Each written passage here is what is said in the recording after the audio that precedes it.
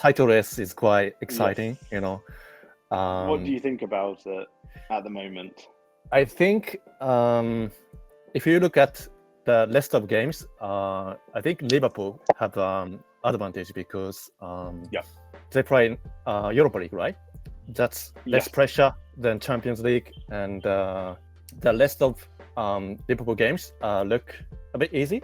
Like for Arsenal, still have difficult games like Wolves, Villa. Villa is the next game, and Villa's on Sunday. Yeah, and of course Bayern Munich and Champions League and Spurs and Man United. Tottenham away, United away, Chelsea home. Yeah. So in terms of the schedule, I think Liverpool have a bit of an advantage. And City as well, I think. But you're right, City got Champions League though, so there's a bit more pressure. Arsenal will use a lot of energy for Champions League because Bayern Munich isn't in a good condition right now, but they have much more experience, and the game against Bayern Munich it's not gonna be easy. No, I mean today's a big game actually, but I think for Arsenal you'd want to give 100% in this game. Try and get as many points as possible. And if they lose it, I think just accept. Even if Arsenal get knocked out, to be honest, I'll kind of be happy in a way because now they can focus everything on Premier League and making sure they do, remain as a Premier League team and go for the championship. But you're right, there's still a long way to go. It's still, 21 points available. Say the players seem more confident this year. They seem like the defenders, the midfielders, etc. They seem much happier as a group, which obviously is a really, really important thing in football. Like I say, I'm not very confident at the moment because I don't want to push it too early and predict something which won't happen. I prefer to wait quietly and see.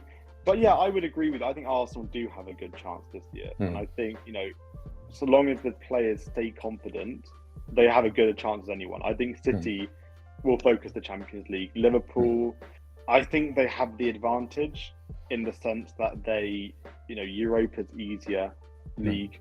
Obviously, it's something they still should win. But you're right, I think Bayern Munich will be a tough game. And I think for Bayern, it's their only chance to win anything this year. Who is the best player of Arsenal for now? And who is a key player to win the Premier League?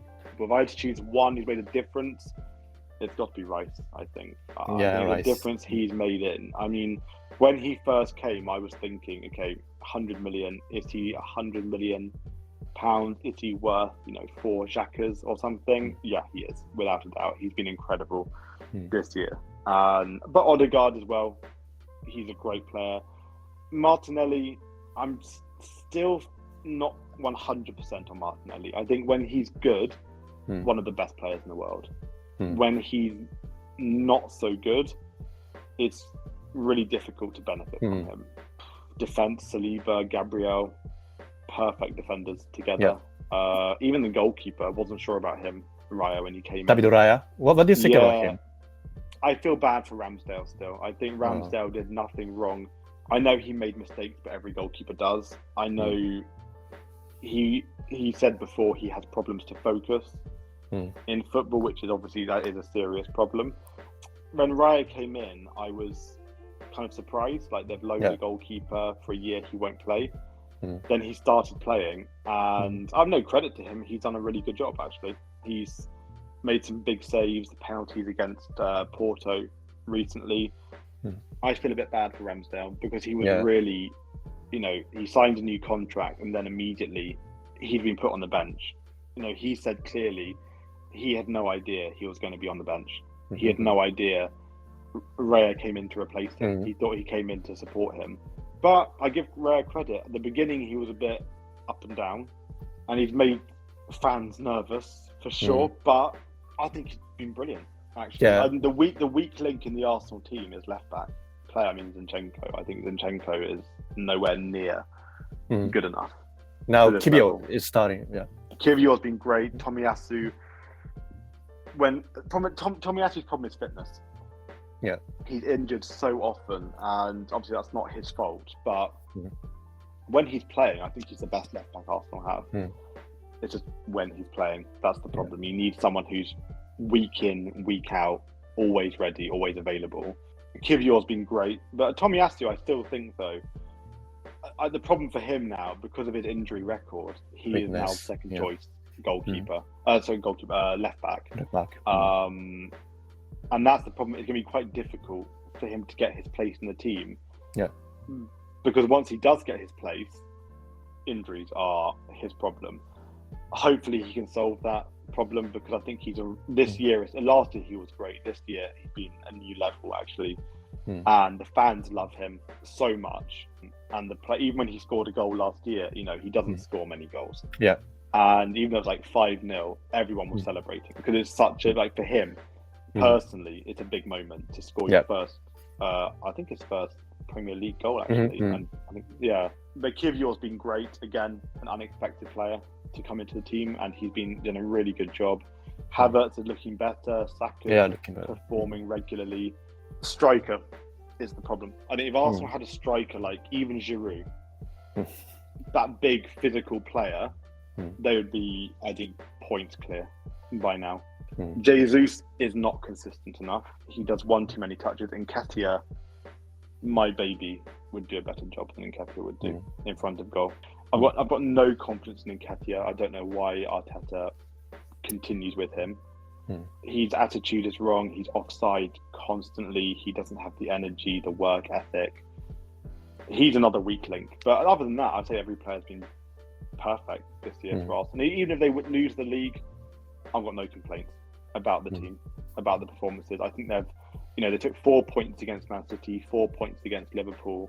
They're on course to take, at least 3 points against United. That hasn't happened for years. And years since Arsenal went to normally Arsenal go to the big teams away, especially, they lose it. Just because, it's like a guarantee Arsenal will not get any points against the big teams. This year, they've taken 2 draws, which is an amazing achievement, against City and Liverpool, beat them both at home.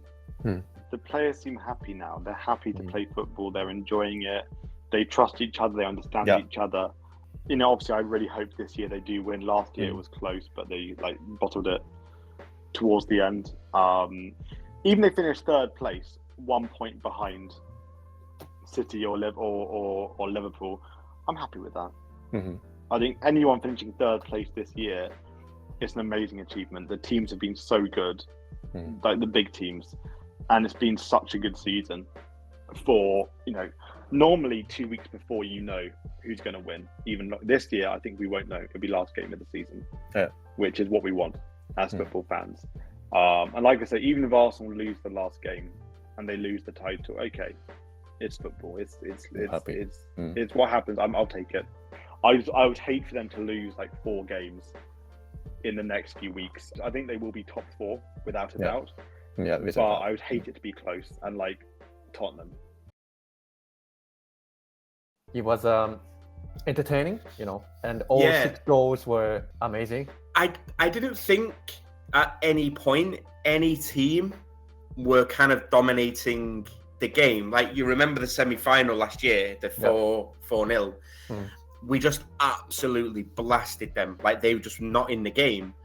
And it was kind of weird because I didn't think Madrid played great, nor did kind of City, but still ended 3-3.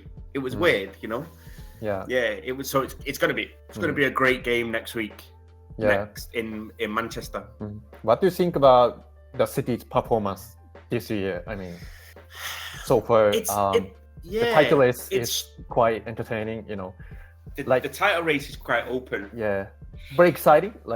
For a neutral fan like me, it's very exciting to see how it's going. I don't. Obviously, it was 25 years ago now. It was a long time, but the Manchester United team of 99, the one with Beckham, Giggs, Scholes, Neville, Roy Keane. It was weird because City now remind me of that. It's we don't have to play well and we still win games because we're that good, because we're that high level. So our performances in some games have been very, very poor. Yeah. But we still manage, a 1-0, or we can get away with, for example, like on Saturday we played Crystal Palace, we played well, but we still concede goals, stupid goals.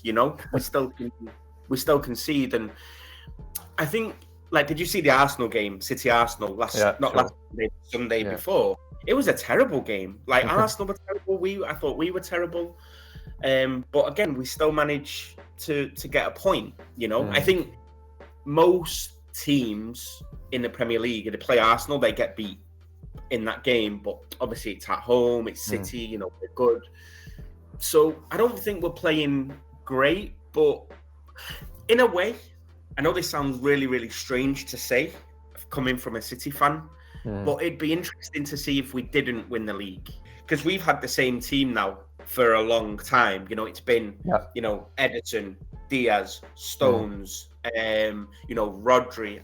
Okay, Fernandinho, he left, but De Bruyne, Foden, Bernardo Silva. We've had the same team. You mean they have to change squad? Yeah, I think. A bit? Yeah. I think they don't have to, because it's still a very, very good team. But I think because we've won the league 3 years in a row. I think Liverpool won it during COVID in 2020, and then 2021, 22, 2023, City won it 3 years. Yeah. So now, it would be interesting to see what he does. I think it would be, would he buy a new?